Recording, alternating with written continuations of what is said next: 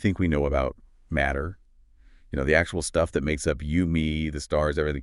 What if it isn't quite right? What if a fundamental particle isn't actually a tiny thing at all, but maybe it's more like an event? Today, we're doing a deep dive into something called the relational cosmos, a self-propagating universe. And yeah, this is a truly radical idea. It's a hypothesis that really shakes the foundations of modern cosmology. Right. And our mission today really is to explore this model. It suggests the universe is, well, constantly making itself, where matter's existence isn't just a given, but an ongoing process defined entirely by its connections to everything else. And then we'll put it side by side with our, standard understanding, the Lambda-Cold Dark Matter model, CDM for short. We'll see where these two colossal ideas clash, and maybe where they might, surprisingly, find some common ground. Get ready to look at reality from a completely fresh angle. There should be plenty of surprising insights, things that will definitely get you thinking about some of the deepest questions out there. So to really appreciate how groundbreaking this relational cosmos idea is, maybe let's first set the stage with the conventional view, the standard paradigm, the ΛCDM model. Could you quickly lay out the core ideas of that standard view for us? Absolutely. Yeah, the NGM model, it's built on the Big Bang Theory.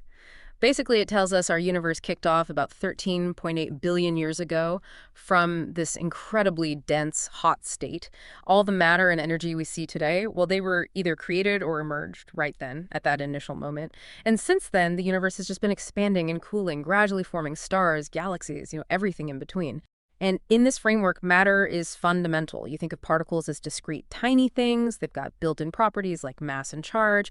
The universe is sort of like a huge container, and matter just populates it. And when we talk about the energy budget of the universe in this model, it's basically three things. Ordinary matter, the stuff we see, then this mysterious cold dark matter, which we only detect through gravity, and dark energy, often represented by lambda, the cosmological constant, driving the universe's accelerated expansion. Right. Okay, that's the established picture. Familiar territory for many. But now let's pivot to the relational cosmos. How does this model fundamentally redefine something as basic as matter? Well, it suggests a really profound shift. Matter isn't seen as something that was just there from the start. It's more like an ongoing, continuous process. That famous equation, EMC water, the huge energy in a particle. This model says that energy isn't intrinsic to the particle. Instead, it's the result of a continuous flow, a convergence of energy at that specific spot coming from, well, every other point in the entire cosmos. Wow. So not contained within the particle itself. Exactly. So a particle isn't a static thing. It's more like a nexus of interactions, maybe a localized ripple in this holistic, interconnected universal field. The universe isn't just a passive backdrop anymore. It's actively involved in creating and maintaining its own structures. It's quite a flip. This really highlights a huge difference in how these models see existence itself. The ΛCDM model you mentioned uses what philosophers call a substance ontology. So particles are fundamental things. They have properties, and their existence comes before any interactions. They just are. But this relational model, it swings completely the other way. It's based on a relational ontology, where a particle's properties, even its existence, its mass, are defined by its network of interactions with, well, everything else in the universe. Right. It's less a thing and more an event. An event. Yeah, the continuous process of cosmic interaction. So this model is basically calling for a much deeper unification in physics, isn't it? Linking matter, quantum stuff, and the whole cosmic structure together. Precisely. And, this idea of a self-propagating universe, while radical in its specifics, it does have some echoes. You could maybe connect it loosely to ideas like Andre Linde's self-reproducing inflationary universe, where new universes kind of bubble off, or even much older steady-state models.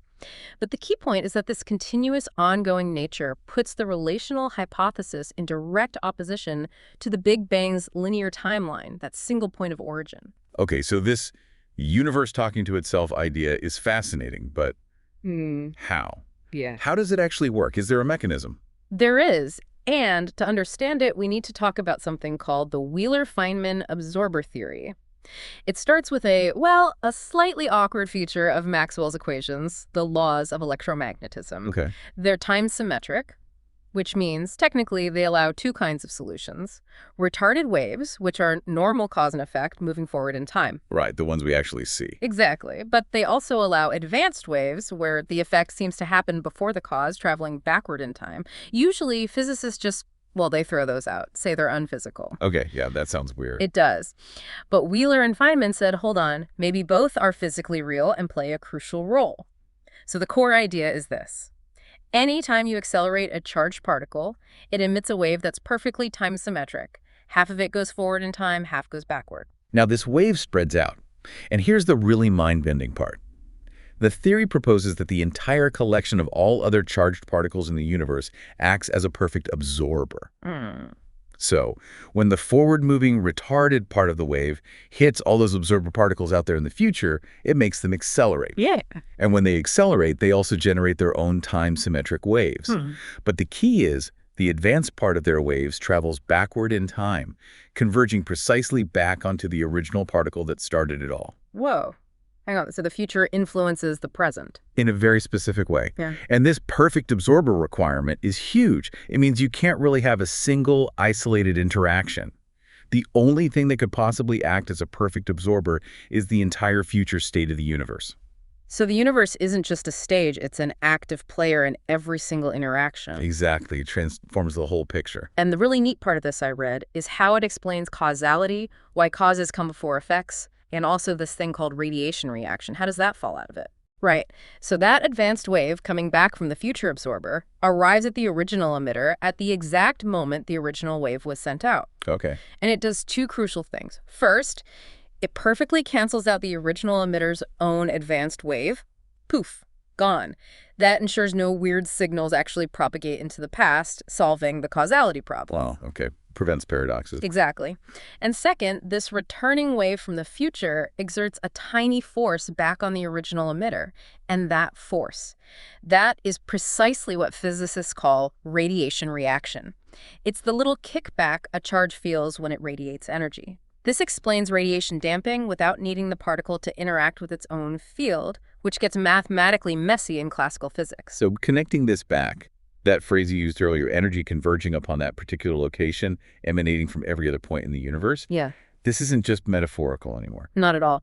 The radiation reaction force is that converged response. It's quite literally the focused influence of the entire future cosmos acting back on the present event. It's pretty profound. It suggests the arrow of time, why time flows forward, isn't fundamental, it's emergent. It arises because our universe happens to be expanding. An expanding universe is a good absorber in the future, but a terrible one in the past. Yeah. So causality flows forward macroscopically. Linking the smallest event to the whole universe and the direction of time itself. Okay, let's push this further. How does this translate from classical waves to the quantum world?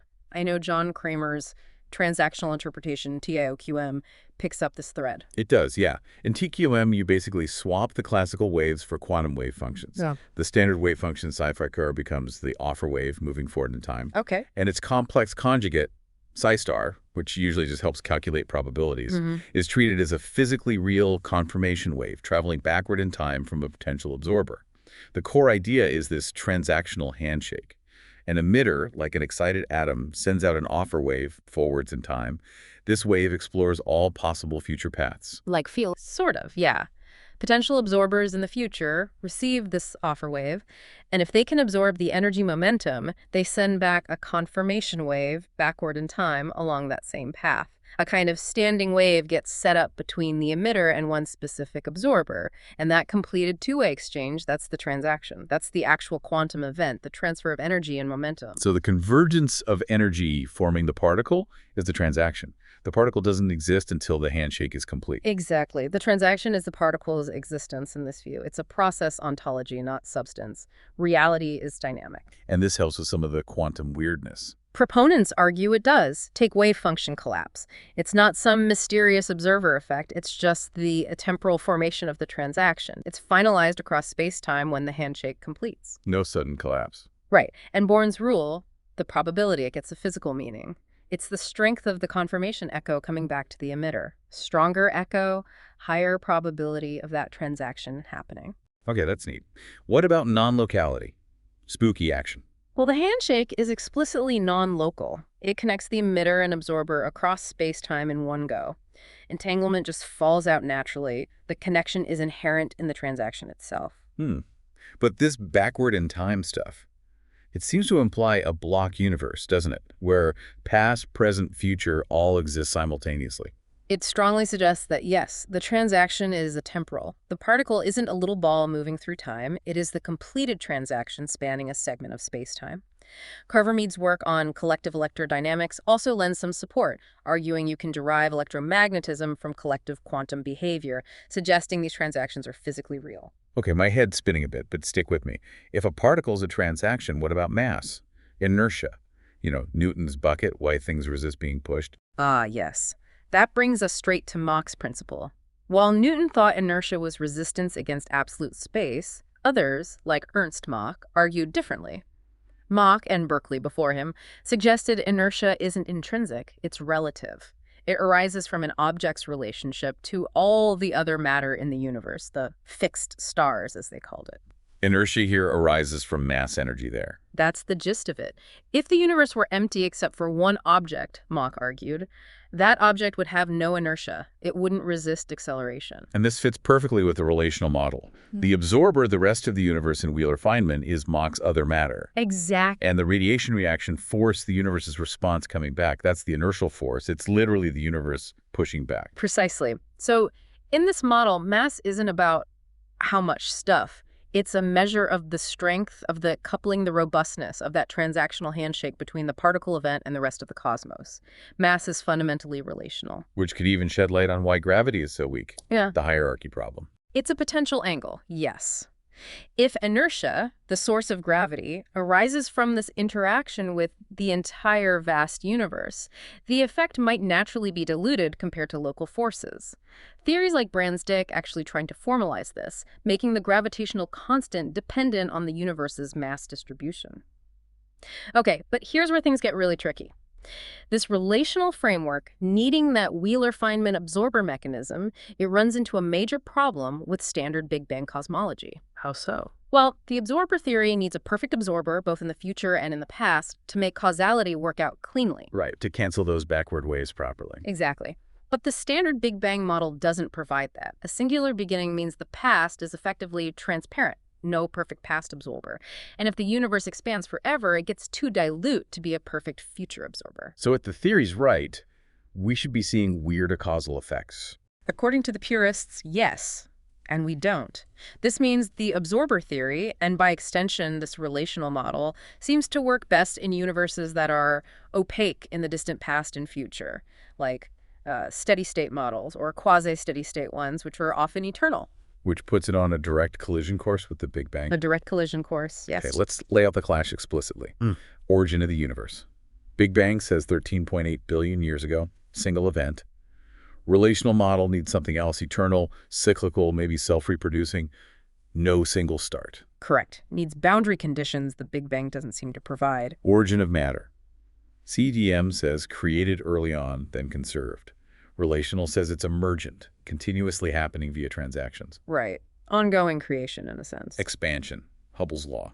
CDM sees it as space itself stretching from the initial push. Relational steady state might see it as a dynamic balance, maybe expansion offset by continuous creation. That's the kind of picture some alternative models paint, yes. And the big one, cosmic microwave background, CMB. CDM says it's the Big Bang's afterglow. What's the alternative view? Alternatives have struggled here.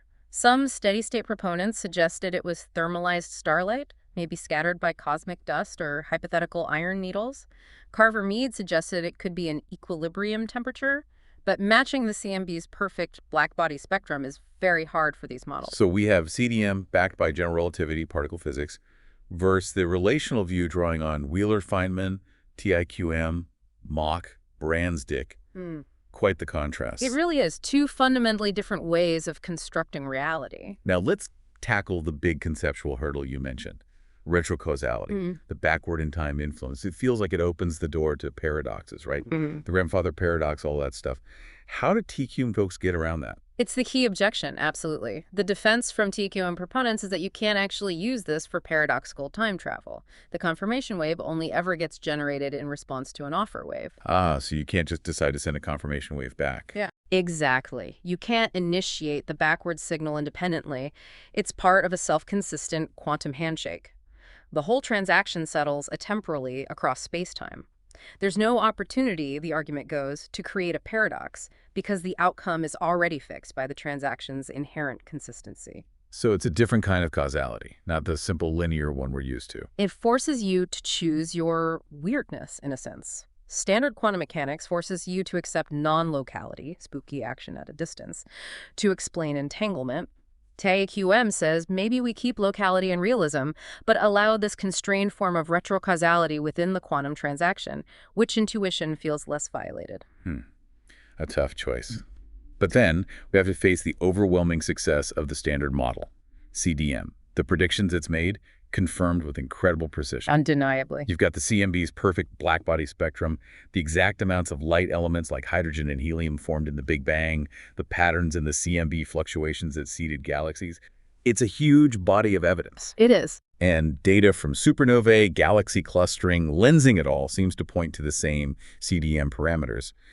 And historically, simple steady-state models just couldn't explain things like quasar distribution or the CMB itself, which is why they fell out of favor. That's absolutely true. The observational evidence for CCDM is formidable, and some of the alternative explanations, like the iron needles for the CMB, can definitely seem ad hoc, kind of bolted on after the fact. Yeah. However, let's be fair. The standard model also has its own, arguably quite significant, ad hoc components: dark matter and dark energy. Together, they supposedly make up 95% of the universe's energy budget. And we have no idea what they actually are. Exactly. They're placeholders for physics we haven't discovered yet. They fit the observations beautifully, but conceptually they're just as mysterious, maybe even more so, than retrocausality. So both models have elegance at their core, but both seem to need some, let's say, unexplained additions to match all the data. So for you listening, the trade-off seems to be this. The relational model offers this deeply unified, almost poetic vision matter emerging from cosmic connection. But it involves retrocausality and currently clashes with strong Big Bang evidence. CDM, on the other hand, works incredibly well observationally, predicting so much of what we see. But it feels fragmented, relying on these huge unknowns like dark matter and dark energy. It really pushes us to ask fundamental questions. Is reality ultimately about stuff particles? Or is it about relationships, connections, processes? Is time's arrow fundamental, or just a feature of our particular cosmic era? Is there a deep link between quantum events and the cosmos as a whole that we're missing? And could there be a middle ground? I mean, pure speculation here, but could a future version of a relational model somehow work with a Big Bang? Maybe the Big Bang itself was some kind of massive initial transaction. Or perhaps the absorber isn't an infinite eternal universe, but the ultimate future state of our own universe. Maybe a big rip or heat death could serve as the necessary boundary condition. It's very speculative. We're waiting to figure this out. Well, a theory of quantum gravity would be a huge step. And experimentally, finding ways to test for subtle retrocausal effects, if they exist, that would be revolutionary. And in the meantime, we keep testing CDODM, looking for cracks. Things like the Hubble tension, the disagreement on the universe's expansion rate, or other subtle anomalies in the CMB. Maybe those are hints. They could be. Anomalies are often where new physics hides. So this relational model, while definitely not mainstream right now, it offers such a different, maybe even more interconnected view of existence. It challenges us to question everything.